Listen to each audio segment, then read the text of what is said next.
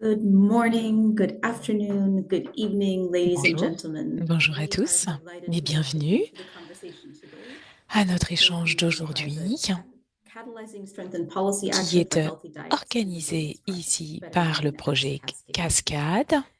The purpose of this conversation is L'objectif to de notre explore échange the d'aujourd'hui intersection est of women's d'explorer empowerment and food l'intersection security, de highlighting strengths l'autonomisation in des local femmes et de la nutrition and building sécurité resilience that were alimentaire not afin indirectly linked to d'améliorer programming. l'accès et de We know promouvoir une that meilleure food insecurity nutrition. disproportionately affects women and girls Nous globally, with savons ici significant que les femmes implications et on les jeunes maternal and filles child sont nutrition, de manière despite them being primary food disproportionnée producers in many affectées regions. par Our cette panel insécurité examines how alimentaire. empowering women catalyzes Et nous voulons sustainable donc improvements in health aujourd'hui and healthy living. revenir sur cette autonomisation Experts des will further femmes highlight et opportunities voir for cet impact policy sur les improvement familles and et the sur le niveau potential de impact of better nutrition. Nous nutritional voulons connection également on revenir sur food cette meilleure security. intégration de la nutrition dans tous les Therefore, thèmes in this webinar, qui we would concernent like to cela. Dans le comment cadre de some ce critiques, webinaire, n'hésitez pas, and si we vous avez hope des is commentaires, encouraged des to idées, leave des any questions suggestions, in the vous êtes Q&A encouragés box, and ici we à will answer utiliser them in the la discussion fonctionnalité later in the session. questions-réponses en bas à droite de votre écran. Some of you are joining late in your time zones, and the Certains, session is évidemment, being nous ont recorded, so feel rejoints, free et to il est listen déjà to the assez tard, recording donc c'est or une queue session a qui va être question for comment enregistrée. in the Q&A N'hésitez function. donc surtout For pas, those vous of you recevrez who can ensuite le engage when the lien recording persists, we'll qui now sera mis introduce you à in the votre chat box. disposition. In this session, we will Dans have cette live session, interpretation for French and vous pourrez Portuguese. également nous suivre en français et en Instructions for how portugais. to Les access the instructions interpretation functionality will now be pour posted accéder in the à chat box. l'interprétation sont également disponibles dans le chat, dans les trois langues. So, now I'd like to start off with Et our first maintenant, question and our je voudrais keynote, commencer our first avec panelist. We will première start by question pour examining notre social première norms and the panéliste. On va parler systematic des normes challenges that sociales, limit women's des access to défis nutritious food systémiques and ici qui edible existent et qui information. empêchent les femmes d'avoir accès à la Our first speaker will nutrition. give a summary of high-level Et findings notre of première health intervenante va analysis in her revenir country ici sur and les how they résultats can d'une impact analyse on basée sur le genre qui a nutrition été outcomes on menée women's et qui access a to healthy food. résultat sur les So let résultats me donc introduce nutritionnels. Daisy Yosa. Daisy, She is a development bonjour. practitioner and program management specialist with Vous êtes Academy for Women and Girls spécialisé Registrations, Activism. sur ces She thèmes has du more than 15 genre years of et de la experience in nutrition. Vous avez plus de non-governmental 15 ans organization d'expérience project au program sein de management, projets, d'organisations non holistic gouvernementales et de advocacy with programmes de grassroots and gestion national women's ici, rights de organizations in plaidoyer Uganda, qu'avec les as well as organisations de international femmes en Ouganda, organizations mais aussi avec including des HIVOST organisations in South Sudan internationales, and CARE notamment International HIVOST in Uganda. et CARE. Daisy, can you please take us Daisy, through the gender analysis and the est-ce que vous impact pouvez of nous this on parler de cette Cascade's analyse du nutrition genre et de outcomes in l'impact Uganda? justement de cette analyse sur les résultats nutritionnels pour les femmes en Ouganda? Bonjour à tous. Merci Sarah pour la question et merci de m'avoir invitée. Comme vous l'avez dit, je suis Daisy Yusa. Je suis basée en Ouganda et en tant que responsable de CARE International en Ouganda, nous travaillons justement ici sur l'autonomisation des femmes et des filles et de permettre ainsi à ces femmes et à ces filles d'avoir accès à la nutrition dont elles ont besoin. Cascade en Ouganda a mené une analyse du genre en Ouganda avec d'autres partenaires. Dans le cadre de cette analyse, nous avons pu notamment constater des niveaux élevés d'écart, de discrimination entre les femmes et les enfants d'un côté et les hommes de l'autre côté dans le thème de la nutrition. Il existe très clairement qu'un biais sur ce thème qui a un impact donc sur les apports nutritionnels des femmes et des enfants. Jusqu'à 26% des femmes sont affectées par ce déséquilibre par rapport aux hommes, notamment si vous regardez ici ces normes qui limitent la consommation d'une nutrition diversifiée, d'un régime alimentaire équilibré pour les femmes. Les femmes sont donc limitées et, par exemple, ne peuvent pas consommer de protéines ou en tout cas de protéines animales. Et par conséquent, eh bien, les femmes doivent se limiter aux glucides et n'ont pas nécessairement accès en fait à toute la diversité alimentaire qui est nécessaire pour un bon apport nutritionnel.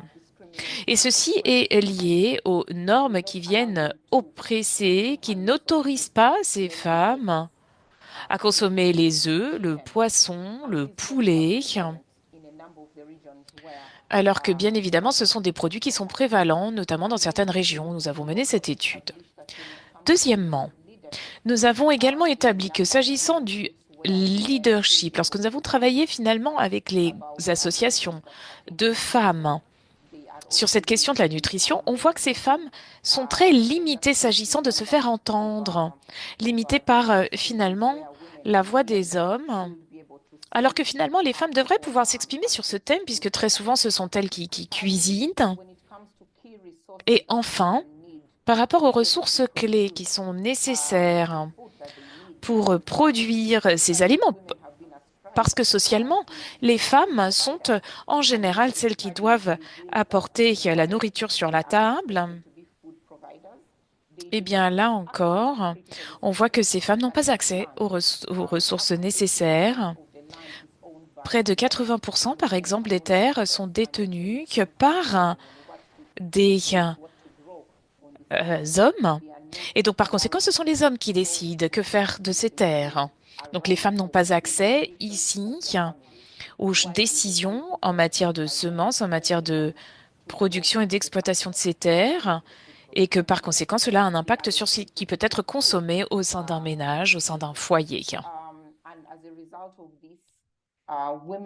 Dans ce cadre, les femmes n'ont pas ou ne sont pas en mesure d'avoir accès à l'alimentation nécessaire, ce qui répondra à leurs besoins biologiques en fonction aussi de l'âge, notamment pour les femmes en âge de procréer. Nous avons vu, par exemple, des niveaux très élevés d'anémie. Et évidemment, l'anémie a un impact sur la santé. Nous avons aussi vu de nombreux enfants qui souffrent de malnutrition, parce qu'en effet, nous savons que jusqu'à un certain âge, très souvent, les enfants ne consomment que le lait ici de leur mère, le lait maternel, et évidemment, si leur mère ne consomme pas et n'ont pas un régime alimentaire équilibré, cela a aussi un impact sur les nutriments qui sont passés à leurs enfants. Donc tout ceci, ce sont finalement les résultats qui ressortent de notre analyse sur le genre menée dans 6 districts en Ouganda. Merci beaucoup, Daisy, pour cette mise en contexte. Et maintenant, j'aimerais revenir sur le travail que vous effectuez, donc sur la base de votre expertise. Je voulais savoir, notamment par rapport aux solutions menées par les communautés. Alors, on a beaucoup entendu parler des normes sociales, des défis systémiques, donc les obstacles sont nombreux. Mais comment pouvoir apporter des réponses au niveau de la communauté? Merci, Sarah. Lorsque nous avons mené cette analyse en Ouganda, nous avons pu également explorer les normes sociales. Et l'objectif de ce type d'analyse, c'est de comprendre finalement qui sont les parties prenantes et qui peut permettre de faire évoluer vers des normes plus positives, qui peut permettre tout simplement de faire évoluer les mentalités, les comportements. Nous avons, dans ce cadre, organisé différentes réunions au sein de la communauté en ciblant spécifiquement les enfants, mais aussi les hommes, les ensembles de la communauté pour comprendre finalement qui est identifié comme par exemple un influenceur ou qui est en position de faire évoluer ces normes. De nombreuses influenceurs ont donc pu être identifiés pour pouvoir les impliquer dans ce travail. Alors, ce sont des leaders religieux, des chefs de village, cela peut être des anciens. Et sur la base de toutes ces informations que nous avons pu collecter, nous avons créé ici un cadre de référence, donc comme un peu une cartographie. Nous avons donc identifié près de 700 personnes qui sont considérées comme des influenceurs pour faire évoluer ce discours. Et c'est ainsi que nous avons pu ensuite mettre des approches transformatives du genre. Nous pensons, en effet, que si nous pouvons faire évoluer ces normes au sein de ces communautés, il est absolument essentiel ici de faire évoluer ce discours et de bien pouvoir comprendre finalement quels sont les leviers. Est-ce que finalement on peut justement utiliser ces actions sociales afin de pouvoir redonner le pouvoir à ces associations de femmes, mais aussi à ces influenceurs, afin qu'ils puissent promouvoir un discours positif et pouvoir avoir un impact finalement sur ces 5 millions de personnes qui sont réparties dans ces districts, pour comprendre finalement pourquoi est-ce que c'est important et pourquoi est-ce que les droits à l'alimentation est absolument essentiel pour les femmes. Et par exemple, pourquoi est-ce que les femmes ne peuvent pas consommer des œufs alors que ce sont des produits qui sont extrêmement sains et importants pour la santé? Et c'est ainsi que l'on pourrait réellement intégrer ce processus et pouvoir avoir un impact positif. Et ce sont des messages que l'on peut également transmettre dans les écoles, dans les différentes structures de la communauté.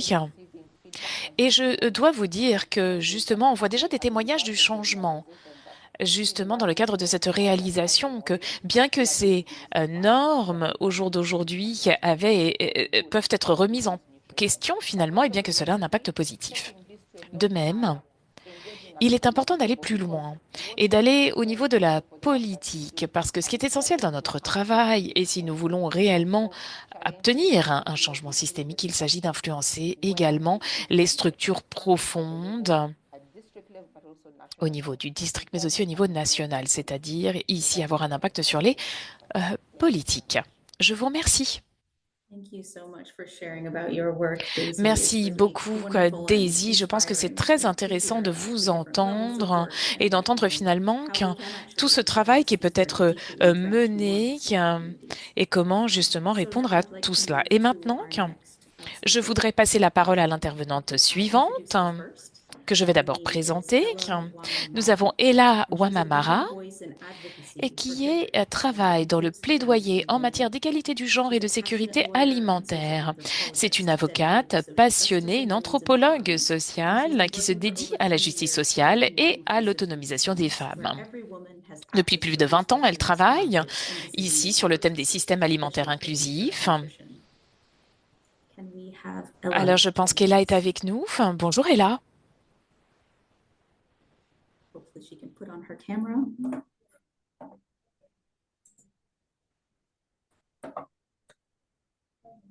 We're seeing her.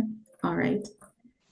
Maybe we have lost her at this Je point. ne sais pas si nous avons peut-être perdu Ella. Elle a peut-être des problèmes de connexion, donc nous pouvons passer à notre prochaine intervenante. Je vais donc présenter Madame Joyce Akpata, qui va nous parler de la dimension politique de ce travail à travers de la nutrition des femmes et des enfants. Voilà, donc c'est un vrai plaisir d'accueillir Joyce Akpata, qui est responsable des politiques et du plaidoyer chez GAIN Nigeria. Elle est avocate et professionnelle du développement international. Elle a fait ses preuves en matière d'édition, de formation et de gestion. Elle a dirigé plusieurs organisations à but non lucratif, favorisant le commerce international, le développement économique et les politiques publiques par le biais d'un plaidoyer stratégique et de l'engagement des parties prenantes. Son expertise couvre la gouvernance, le développement organisationnel et la facilitation du commerce international. Joyce est leader dans la conduite des changements politiques percutants. Actuellement responsable des politiques et du plaidoyer à GAIN.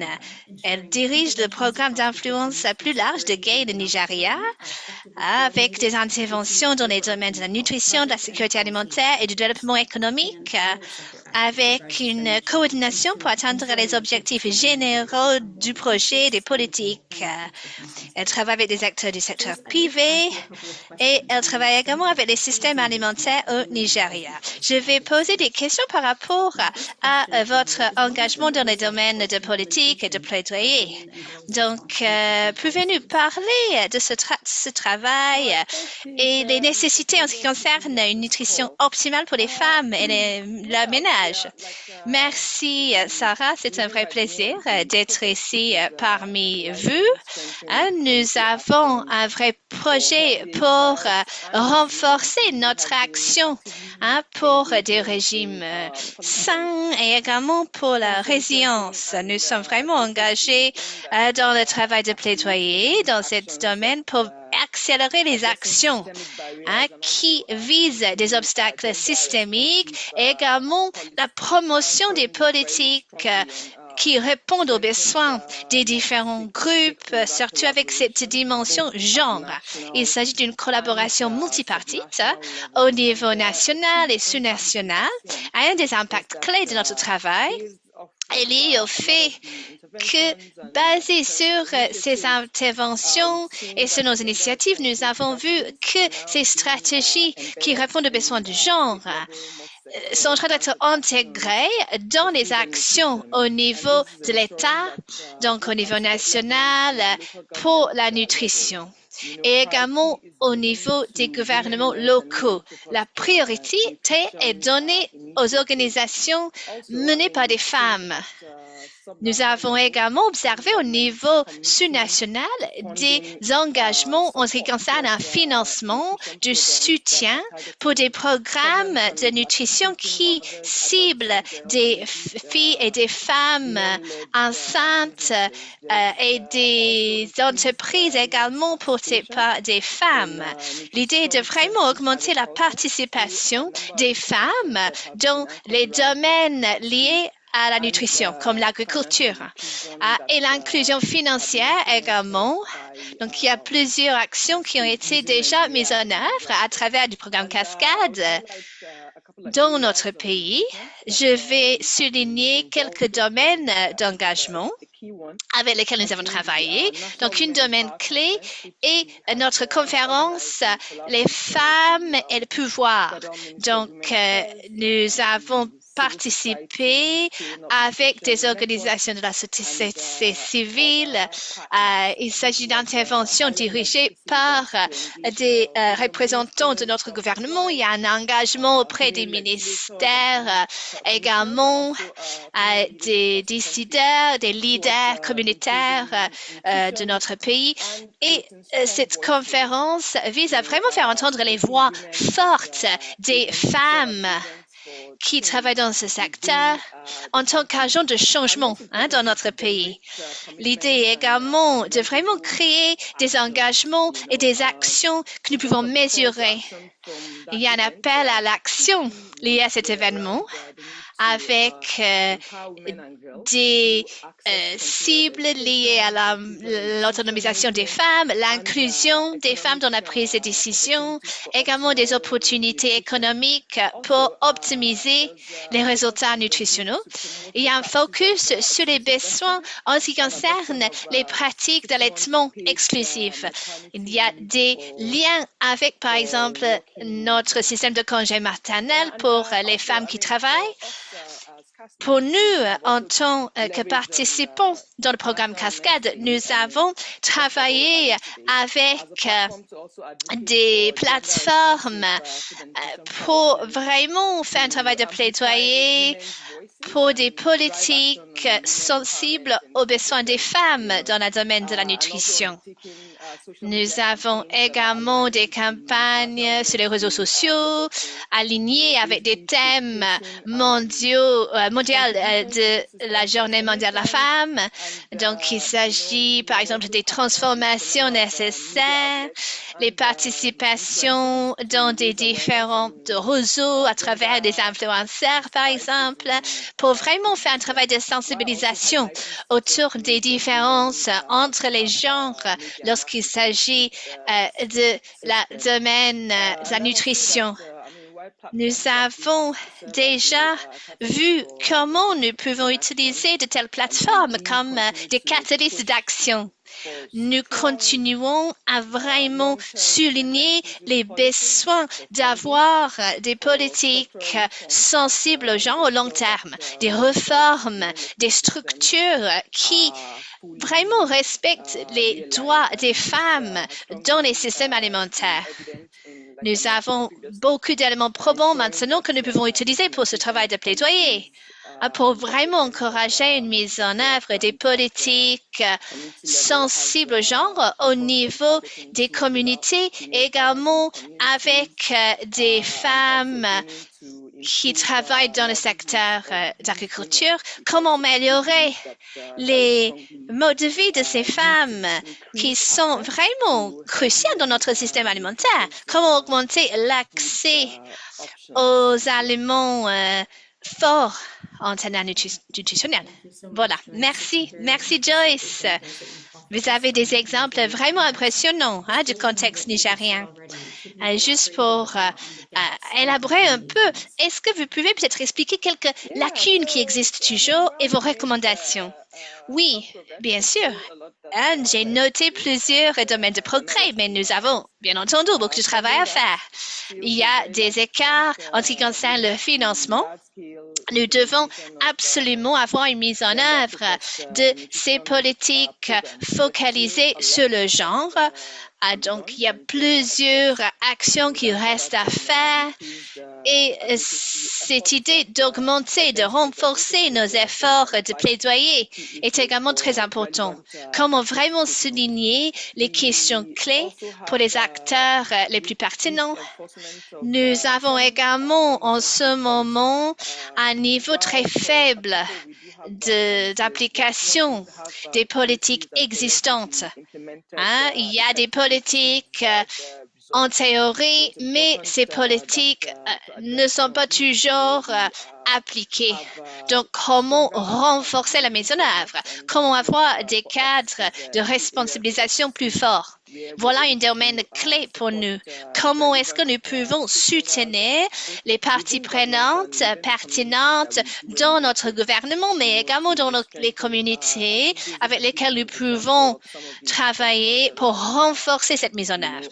Il y a des interventions autour des normes sociales, par exemple, liées à l'amélioration de la participation des femmes dans la prise de décision en ce qui concerne le domaine nutritionnel. Nous voulons vraiment renforcer les voix des femmes dans ces cadres décisionnels. Cela a également un volet financier. Donc, comment vraiment travailler avec tous ces défis? Nous devons également reconnaître l'importance des décisions basées sur les éléments probants, basées sur les preuves. Donc, comment renforcer notre travail? Comment vraiment utiliser les données que nous avons?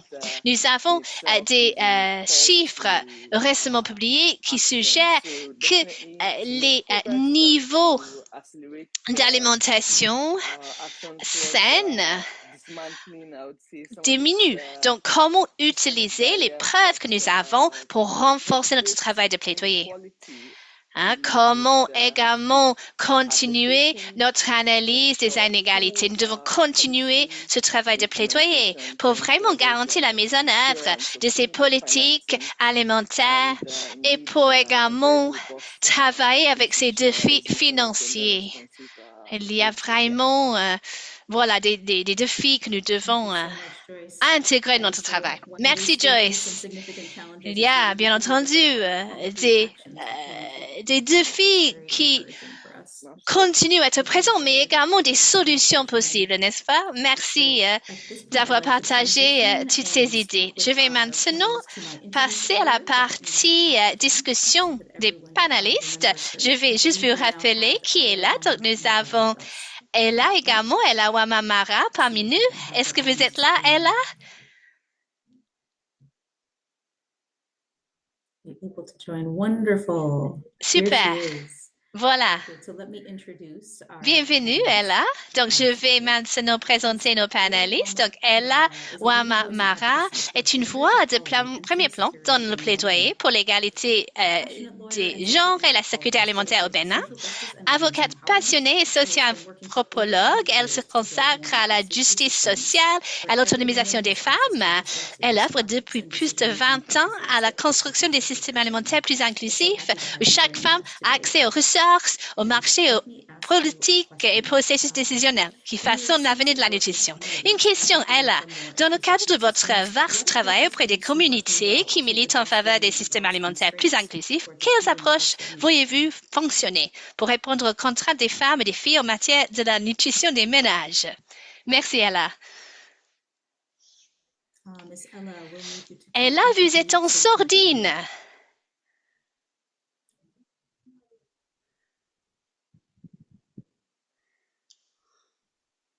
Est-ce que vous pouvez activer votre micro? Are you hearing me now? Est-ce que vous m'entendez maintenant? Ça marche? Oui, ça marche. Merci. Merci beaucoup pour la question et merci pour l'opportunité de ce webinaire très important. Vous savez, ce n'est un secret pour personne que les filles et les femmes souffrent de manière disproportionnée de la malnutrition en raison des normes sociales et culturelles qui influencent la manière dont la nourriture est produite, distribuée et consommée, ainsi que l'accès aux services nutritionnels. Et c'est en cela que ce que fait le projet Cascade, qui met en œuvre des approches innovantes pour remettre en question ces normes discriminatoires et améliorer la nutrition des filles et des femmes, est vraiment salutaire. Dans mon travail, j'ai constaté qu'une combinaison de stratégies communautaires sensibles au genre et intersectionnelles est particulièrement efficace. Tout d'abord, l'autonomisation économique des femmes à travers des initiatives telles que le microcrédit, la formation professionnelle, le soutien aux activités génératrices de revenus renforce leur pouvoir de décision au sein du ménage, ce qui se traduit par des pratiques nutritionnelles meilleures. L'égalité des genres en matière de leadership, de prise de décision, y compris la capacité des filles et des femmes à gérer les finances du ménage, est essentielle pour assurer une nutrition adéquate. Aussi, je plaide pour des programmes d'éducation nutritionnelle adaptés aux besoins spécifiques des filles et des femmes, en tenant compte des habitudes alimentaires locales et des sensibilités culturelles. Cette approche améliore non seulement les connaissances en matière de nutrition, mais renforce également la confiance en soi et les compétences nécessaires pour appliquer ces connaissances au quotidien. Nous parlons de nutrition, nous retrouvons les femmes au quotidien, aussi bien dans l'espace domestique que dans les espaces publics. C'est essentiel d'impliquer aussi les hommes et les leaders communautaires pour remettre en question et transformer les normes sociales restrictives.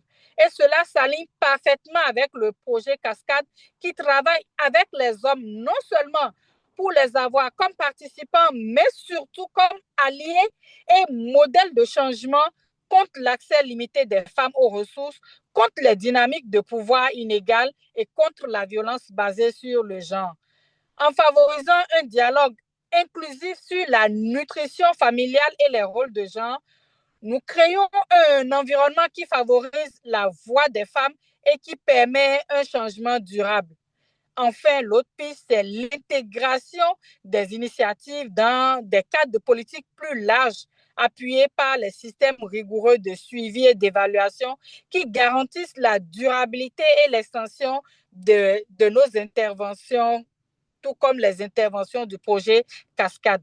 En levant les barrières structurelles telles que l'accès limité à l'éducation, l'accès limité aux soins de santé de qualité et aux ressources, nous pouvons progresser de manière très significative vers une meilleure nutrition familiale et une égalité de genre plus accrue. Merci. Merci beaucoup.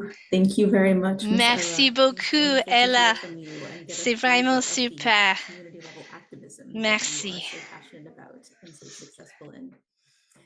actually provides a perfect bridge into our Et next justement, question. merci beaucoup parce And que I'd j'ai like to encore ask une this actually of question et all c'est three of une our speakers transition so that we can have a ici little bit of idéale et je engagement. vais en fait vous poser So la just a question à reminder to tous those les attendees, trois et à titre de please rappel, chers interact with the participants, conversation in the n'hésitez chat. pas, Please si vous add avez des questions, and we'll commentaires, be eh bien, coming to your questions allez-y just dans le after this chat last si vous exchange. avez des suggestions, So des the commentaires ou question des I'd like to questions. ask around Et is une building question on that à vous conversation poser about the toujours sur societal norms and ces effect normes on sociales, nutrition of women leur and impact children. sur la nutrition pour les femmes et les And, enfants, community interventions that are et les working, interventions policy ici au sein de gaps la and communauté qui recommendations. fonctionnent, mais aussi les So recommandations en one of the matière de topics that, this hour politique.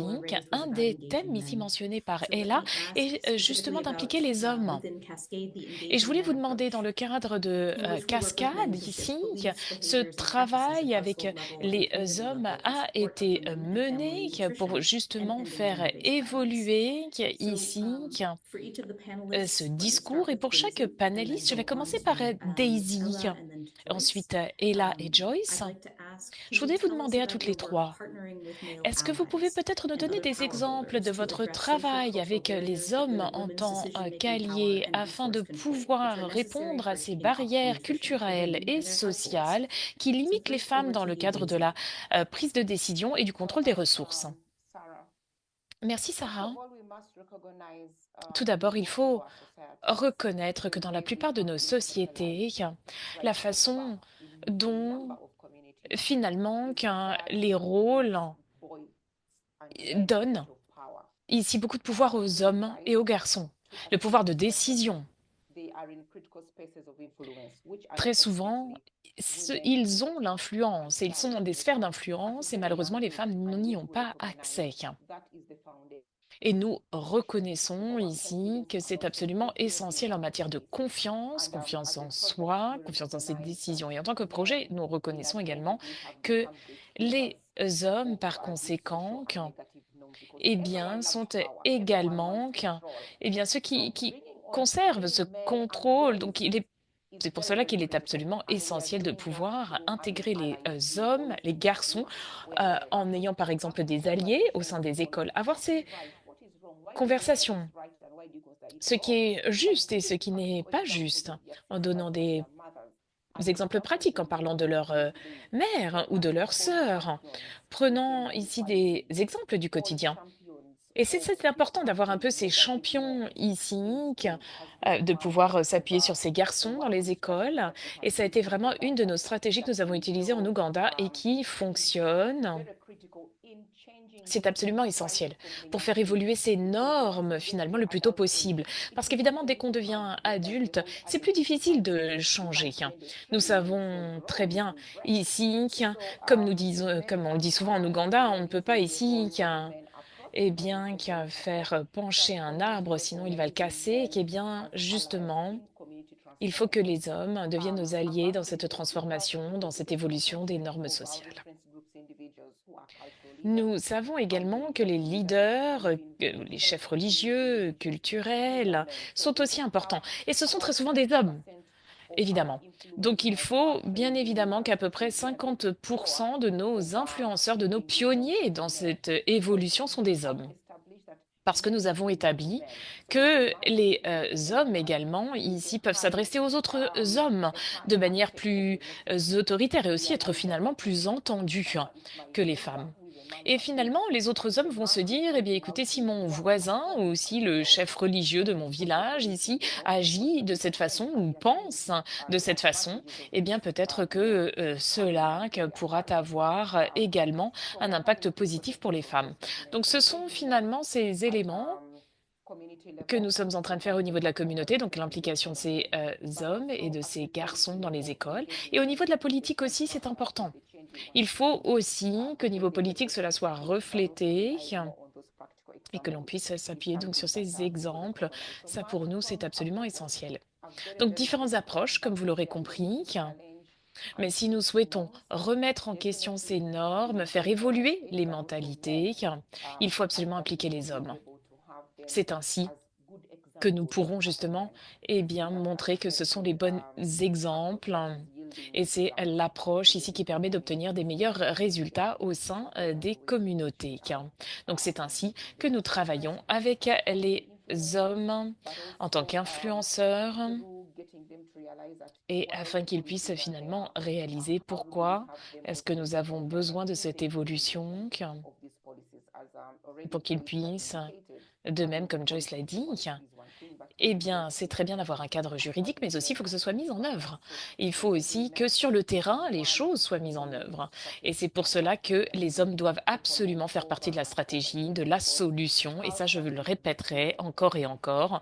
Parce que vous savez, la culture aussi, c'est quelque chose qui est très difficile à faire évoluer. Ce sont souvent des cultures immémoriales ici.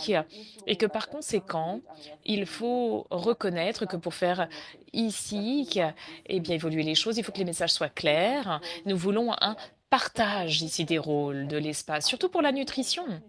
Si les femmes ici qui continuent à ne pas pouvoir bénéficier d'un régime alimentaire équilibré et d'une nutrition adaptée, eh bien, nous allons continuer ici à ici avoir des impacts négatifs même sur le foyer, sur l'éducation des enfants, sur la santé des enfants, mais aussi sur le travail qu'une femme peut apporter au sein d'un foyer.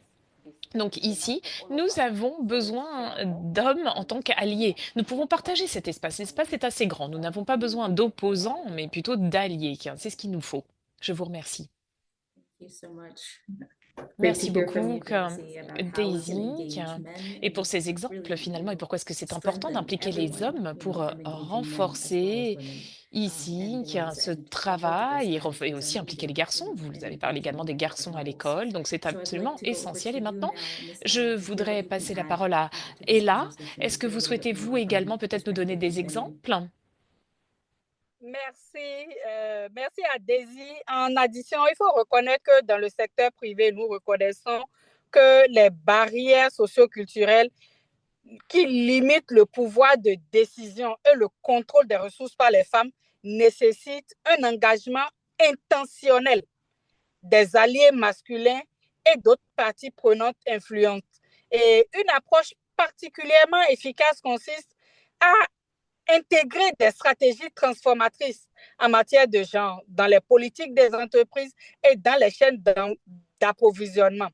Vous savez, les normes discriminatoires influencent non seulement la nutrition des femmes, mais aussi leur capacité à générer des revenus et à contrôler les ressources même du foyer.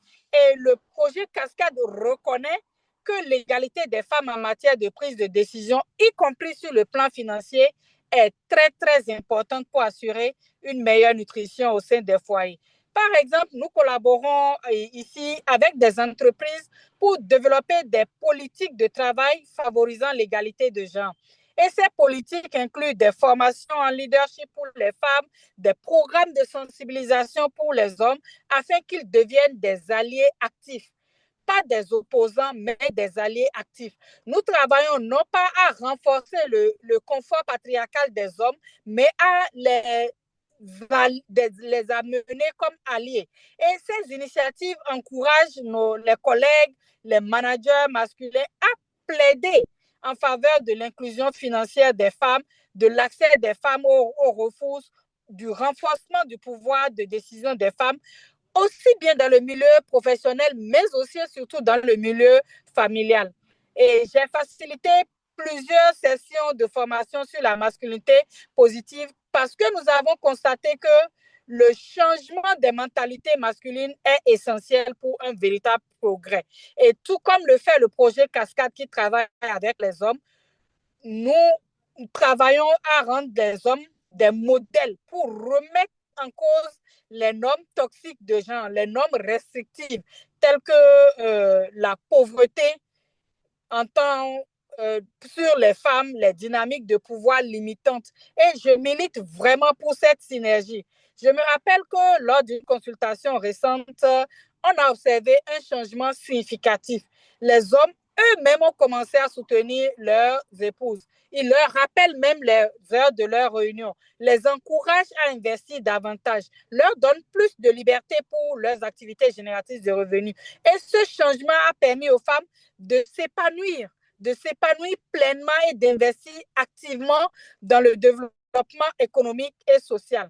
Et une autre stratégie clé repose sur des partenariats avec le secteur privé pour influencer les normes sociales à travers des campagnes marketing, des actions de sensibilisation et l'engagement des consommateurs. Nous collaborons avec des hommes influents, les chefs d'entreprise locaux, les agriculteurs, les acteurs des chaînes d'approvisionnement pour déconstruire les stéréotypes et remettre en avant les bénéfices économiques et nutritionnels de l'autonomisation des femmes. Aussi, les institutions financières, elles jouent un rôle essentiel avec nous dans l'augmentation du contrôle des femmes sur leurs ressources. Et donc, nous travaillons beaucoup avec les institutions de microfinance pour assurer un meilleur accès des femmes euh, aux, aux ressources financières. Nous engageons également les hommes dans les discussions sur la planification financière partagée pour le bien-être du ménage, comment les ressources du ménage seront utilisées. Pour finir, je dirais que le secteur privé a une opportunité unique d'impulser des changements culturels, non seulement en favorisant l'inclusion au sein des entreprises, mais aussi en influençant les normes sociétales pour permettre aux femmes de prendre davantage le contrôle de leurs choix économiques, de leurs choix nutritionnels. Nous avons cette phrase forte qui dit qu'un homme de qualité n'a pas peur de l'égalité. Et quand cela est compris, on avance sur tous les plans et surtout sur le plan de la sécurité alimentaire et de la qualité nutritionnelle. Merci. Thank you so much, Miss Ella, for giving us some insights Merci into beaucoup. how actually Et policies là, within merci the vraiment parce que company vous l'avez très can bien have an expliqué, le impact secteur and how this privé can est have également societal extrêmement implications, important et which cela also have peut economic permettre de benefits for faire the entire la society. I think différence. these are really important points you're Donc, je pense raising. que c'est So I'd absolument like to now essentiel. give the Merci floor beaucoup. to Joyce to Et speak a maintenant, bit je vais about passer the la same. parole à Joyce, toujours sur ce même thème. Merci beaucoup, Sarah. Et je pense que réellement, Daisy et Lark ont vraiment couvert tous les thèmes. Je ne sais plus quoi dire vraiment, que je suis absolument d'accord avec ce qui a été dit. Je pense que ce qui est important, c'est également de pouvoir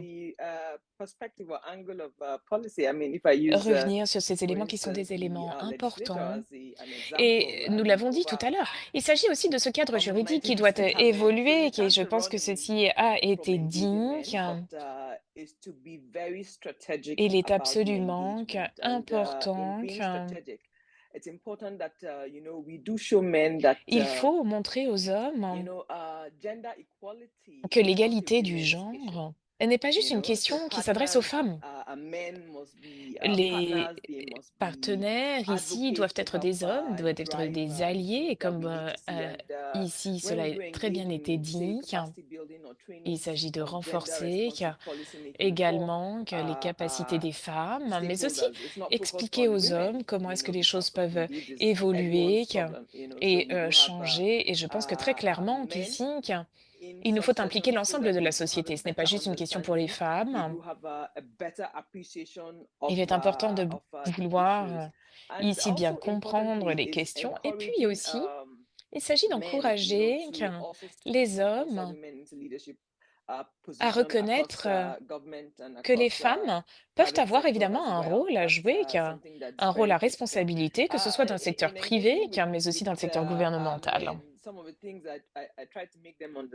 Et ce que je dis souvent, c'est aussi que les femmes, souvent, eh bien, réalisent énormément d'activités non rémunérées. Et c'est très triste finalement, mais ici, les femmes doivent avoir aussi cette possibilité d'être indépendantes, d'être plus fortes, de se faire confiance et de pouvoir contribuer finalement au foyer, à la famille. Et je pense que les femmes ont beaucoup à apporter et que si on n'arrive pas à amplifier ce message, eh bien, on ne pourra pas voir ici quel est l'avantage vraiment si elles n'ont pas cette opportunité de pouvoir s'exprimer. D'ailleurs, la recherche l'a montré à plusieurs reprises. que c'est grâce à toutes ces opportunités qui sont données aux femmes, surtout ici dans les systèmes de nutrition et alimentaire, qu'il y aurait très clairement une amélioration ici de la sécurité alimentaire. Parce que très souvent, c'est vrai qu'au sein de la famille, c'est la femme qui décide ici de ce qui va être commandé, consommé. Et je pense que par conséquent, nous souhaitons tous des familles saines. Personne ne veut être malade ou ici, évidemment, avoir des enfants mal nourris. Ce n'est pas quelque chose qui fait partie ici des volontés des membres de la famille, des femmes et des hommes. Donc, par conséquent, je pense qu'il faut agir collectivement, là encore, être responsabilisé parce que les avantages sont également collectifs. Donc, ce n'est pas juste une charge ici. Et vous savez, moi, je les appelle souvent les hommes féministes. Ils existent et ils sont importants parce qu'ils permettent de sensibiliser sur cette question et revenir sur ces missions qui sont importantes. Merci Joyce d'avoir souligné l'importance de la sensibilisation sur ces questions et l'importance de nos alliés masculins qui peuvent vraiment jouer un rôle critique pour changer la donne en ce qui concerne la sécurité alimentaire pour toute notre société. Je suis très heureuse de voir tant d'engagement dans le chat. Nous avons beaucoup d'experts présents également parmi nous. Donc, c'est vraiment super de voir vos questions, vos commentaires. Je vais maintenant passer à la partie questions et réponses et prendre quelques questions de notre public. Est-ce que Madame Ella est toujours là? Est-ce qu'elle est toujours en mesure de répondre aux questions? Oui, super. Je vous vois, Ella. Alors, première question de notre public. Notre participant a demandé, à travers des différentes études, il y a des femmes qui participent dans des chaînes d'approvisionnement qui sont pénalisées en ce qui concerne leur accès dans plusieurs pays. Est-ce que vous pouvez peut-être parler de ce défi, comment trouver des solutions peut-être?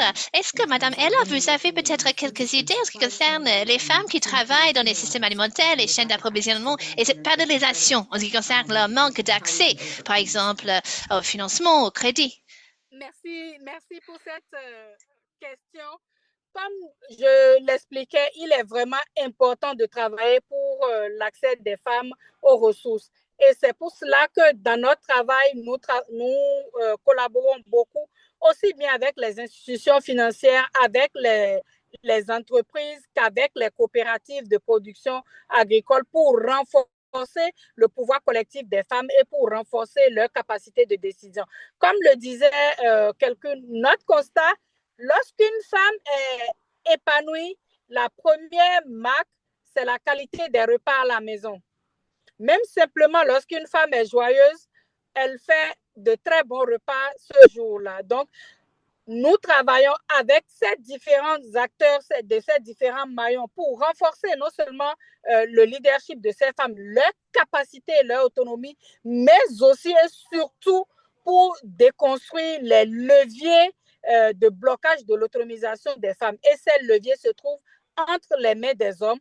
C'est pour cela que nous développons beaucoup les réseaux d'hommes engagés pour l'égalité des genres dans les systèmes alimentaires, les réseaux d'hommes alliés, les réseaux de garçons et d'hommes engagés. Quelqu'un l'a déjà dit, lorsqu'on travaille en amont, donc déjà avec les garçons, on est sûr d'avoir plus de résultats et des résultats plus durables. Merci.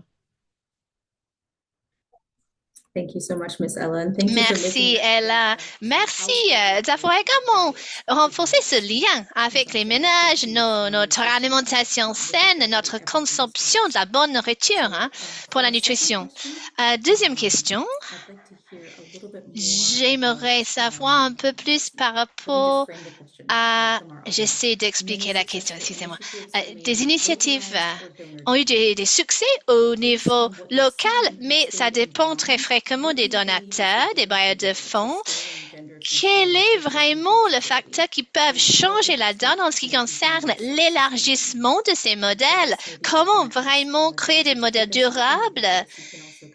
Daisy, Joyce, je vais peut-être vous demander de répondre à cette question. Oui, merci, Sarah.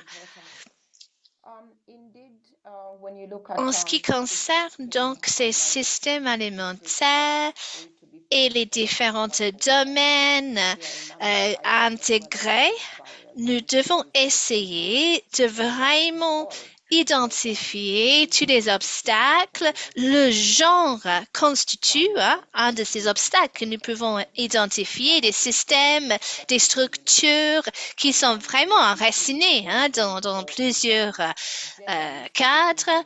Le genre doit être vraiment intégré dans les actions prises aux différents niveaux dès le début. Et ça va des ménages jusqu'à la politique, dans nos pratiques également, c'est très important et ça va changer la donne. Donc, nous devons identifier des points d'entrée pour tous les acteurs dans ces chaînes d'approvisionnement, dans ces systèmes alimentaires. Nous pouvons dire que 80% des utilisateurs et des contributeurs de ces systèmes alimentaires doivent voir que ce système fonctionne pour eux. Le genre est essentiel, donc. Comment intégrer les femmes dans ces espaces? Comment les donner également les outils nécessaires pour participer, y compris leur voix? Comment donc intégrer ces capacités sur tous ces différents niveaux pour garantir que les femmes ont les capacités et les possibilités de faire entendre leur voix? L'intégration de ces éléments genre sur ces différents niveaux est très important. Comment intéresser également nos bailleurs de fonds pour reconnaître que dans ces politiques alimentaires, il y a vraiment des retours sur l'investissement lorsque nous intégrons ces composants genre pour intégrer les femmes. J'aimerais également juste souligner un point final lorsqu'il s'agit de l'engagement des femmes, l'accès aux ressources, ce que nous devons faire et ce que nous essayons de faire en tant que projet et d'avoir des conversations avec des institutions financières pour leur faire comprendre que nous ne pouvons pas utiliser les mêmes critères pour tout le monde. Nous devons apprécier les besoins et les obstacles des femmes. Ces femmes n'ont pas toujours l'accès et également les fonds requis pour bien participer. Donc, comment redéfinir ces critères pour vraiment considérer les réalités de ces femmes? Sinon, les femmes vont continuer à être éliminés de ces cadres. Comment donc reconceptualiser ces cadres financiers pour les réaligner aux réalités des femmes, pour ne pas exclure les femmes des systèmes alimentaires, même si elles jouent un rôle critique. Voilà. Cela est très important. Le genre doit être vraiment au centre de ces pensées, de cette conceptualisation. Merci Daisy. Joyce, est-ce que vous avez des choses à ajouter? Oui, donc lorsque nous parlons de cette question, nous devons vraiment faire des réflexions autour des moyens durables d'atténuer ces écarts. Ça dépend, bien entendu, des financements de nos bailleurs de fonds. Donc, ça doit être une action au niveau local avec l'intégration des réformes rigoureuses. Par exemple, les réformes foncières. Nous devons avoir des réformes juridiques qui garantit que les femmes puissent avoir accès à la terre et à la propriété des terres. J'ai lu qu'au Rwanda, cela a été fait et il s'agit d'un domaine clé pour nous, pour notre travail. Nous devons également souligner l'importance des politiques et de la programmation avec un volet genre. Lorsqu'il s'agit de la politique gouvernementale au Nigeria, il y a des exemples des interventions qui ont été intégrées dans ces domaines pour vraiment renforcer l'accès au financement et au crédit pour les femmes. Donc, il y a des programmes que nous pouvons utiliser comme exemple, des programmes durables sont critiques. Pour le secteur privé, nous devons avoir des solutions portées par les marchés. Donc, comment encourager un investissement avec une sensibilisation en ce qui concerne ces facteurs spécifiques aux femmes, comme Daisy a dit, nous devons également considérer des modèles qui sont portés par des communautés. Notre travail avec le programme Cascade vise à renforcer également ces modèles communautaires pour soutenir les femmes. Donc, comment avoir, par exemple, un travail auprès des coopératives, des associations d'entreprises soutenues par des femmes pour les femmes. Donc, comment vraiment soutenir les femmes au niveau des communautés? Il y a des exemples des prêts dans plusieurs pays et je pense que ces éléments sont critiques. Merci, Joyce. Je pense que nous devons maintenant conclure notre webinaire parce que nous arrivons à la fin de notre temps alloué. Il y a plusieurs éléments de synthèse, le rôle des hommes et des garçons, les dynamiques de pouvoir, les perspectives des communautés, les perspectives du secteur privé, les éléments politiques. J'aimerais vraiment remercier toutes nos intervenantes de la contribution. Merci Daisy, merci Ella, merci Joyce, merci chers participants de votre engagement actif et de vos questions. Voilà, je pense que nous pouvons terminer cette session d'aujourd'hui. Merci encore, bonne continuation, bonne journée mondiale de la femme.